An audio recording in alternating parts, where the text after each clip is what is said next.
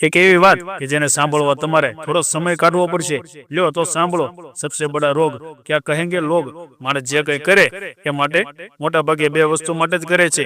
એક તો પોતાની છાપ પાડવા માટે અને બીજું કે છાપ જાળવવા માટે। આપણા વર્તન અને આપણી વાતથી લોકો આપણા વિશે શું ઇમ્પ્રેશન બાંધે છે મોટા ભાગે આપણે કેવા છીએ એ લોકો નક્કી કરતા હોય છે। તમને ખબર છે કે લોકો તમારા વિશે શું માને છે। માણસ નવા કપડા પહેરે તો પણ પોતાની નજીકની વ્યક્તિને પૂછે છે કે હું કેવો લાગુ છું। કોઈ કાર્યક્રમમાં લેક્ચર કે સ્ટેજ પર પરફોર્મન્સ પછી માણસને એ જાણવાની તલાવેલી હોય છે કે કેવું રહ્યું। દરેક વ્યક્તિને દરેક વાતમાં એપ્રિસિએશન જોઈતું હોય છે। તાળીઓ એટલે દરેક કાર્યક્રમમાં કલાકાર માટે મહત્વની હોય છે। દરેક માણસ એવું ઈચ્છતો હોય છે કે એની કદર થાય। પોતાના પરિવારમાં, પોતાના મિત્રતુળમાં, પોતાના સમાજમાં કે પોતાના શહેરમાં સન્માન મળે એવી દરેકની ઈચ્છા હોય છે।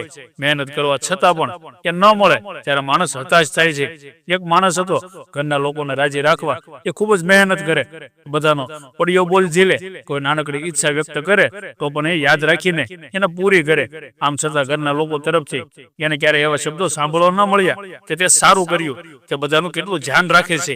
ઘરની કોઈ વ્યક્તિનો બર્થડે હોય તો કેક અને પાર્ટીનું આયોજન કરે, કોઈ દિવસ ઉદાસ ન રહે તેનું ધ્યાન રાખે। બધા લોકો પછી તો કોઈ પણ હોય એને જ કામ સોંપે। ઘણી વખત કોઈ કામને એની ફરજ સમજીને કરતું હોય ત્યારે આપણે એને આપણો અધિકાર સમજી લેતા હોઈએ છીએ। એક દિવસ એને ખબર પડી કે આજે તેની કારના ડ્રાઈવરનો બર્થડે છે। ઘરના લોકોને સાથે રહેવા માટે ડ્રાઈવર અડધા દિવસની રજા લઈને ઘરે ચાલ્યો ગયો હતો। સાંજે ઘરે જતી વખતે કે ભાઈને એક વિચાર આવ્યો કે કેક શોપ પર ગયો, કેક અને બુકે લીધા, થોડો નાસ્તો લીધો અને સીધો ડ્રાઈવરના ઘરે પહોંચી ગયો। હાથ મિલાવીને તેને બર્થડે વિશ કરી, ઘરના લોકોની સાથે મળીને કેક કાપી, નાનકડી પાર્ટી કરી। એ જતો હતો એ ડ્રાઈવર 1 મિનિટ એમ કહીને એને રોક્યો। એની આંખમાં જળજળિયા હતા। તેને કહ્યું કે થેન્ક યુ, તમે મારો દિવસ સુધારી દીધો, તમે સારા માણસ છો, તમે જે કર્યું એ મને ખૂબ ગમ્યું। પછી એને જે વાત કરી એ બધું મહત્વની હતી। ડ્રાઈવરે કહ્યું કે ઘરના કોઈ પણનો બર્થડે હોય ત્યારે તમે કેકથી માંડીને પાર્ટીનું પ્લાનિંગ કરો છો, બધું લેવામાં હું તમારી સાથે હોઉં છું। પાર્ટી પતે પછી કોઈ તમારી કદર ન કરે અને થેન્ક યુ પણ ન કહે ત્યારે મને થતું હતું કે તમે ખોટા ખેંચાવ છો। એ લોકોને તો કંઈ જ પરવા નથી, તમને તમારા લોકોએ શું કહેવું જોઈએ એ વિચાર તો કરતો। આજે હું એ જ કહું છું કે તમે સારા માણસ છો। હું નસીબદાર છું કે મને આજે આવું કહેવાનો મોકો મળે છે। હું બીજું એ પણ કહીશ કે કોઈ કહે કે ન કહે પણ તમે જેવા છો એવા જ રહેજો। પેલો માણસ ડ્રાઈવરની આંખોમાં આંખ પોરવીને થોડુંક હસ્યો, તેના ખભે હાથ રાખીને હાથ થપથપાવ્યો।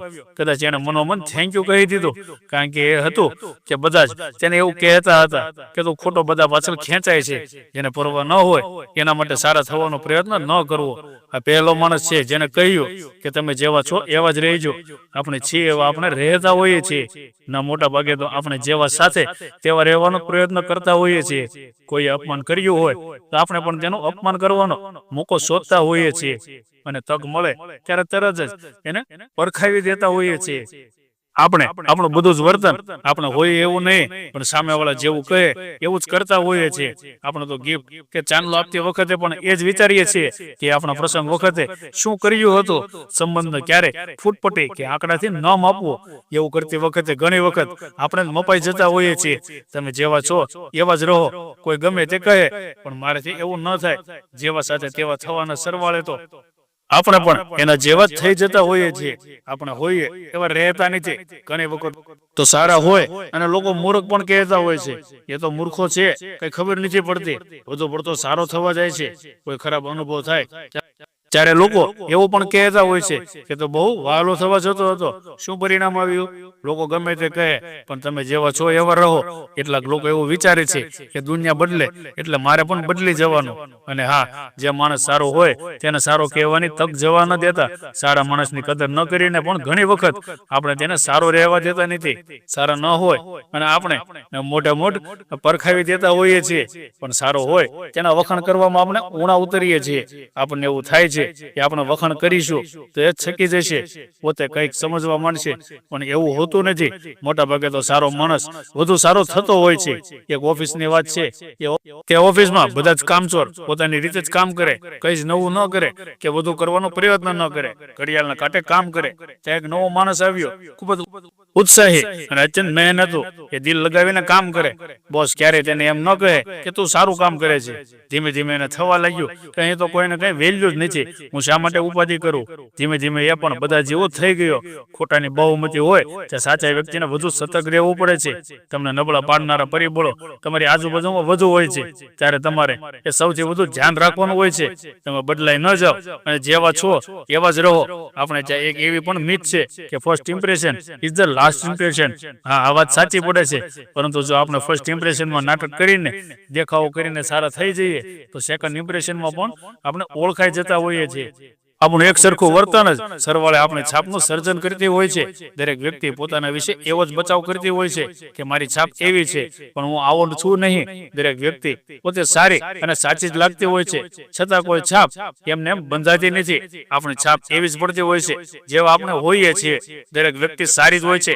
તકલીફ ત્યારે થાય છે જ્યારે કોઈના વર્તન કે કોઈની વાતચીત બદલાય છે.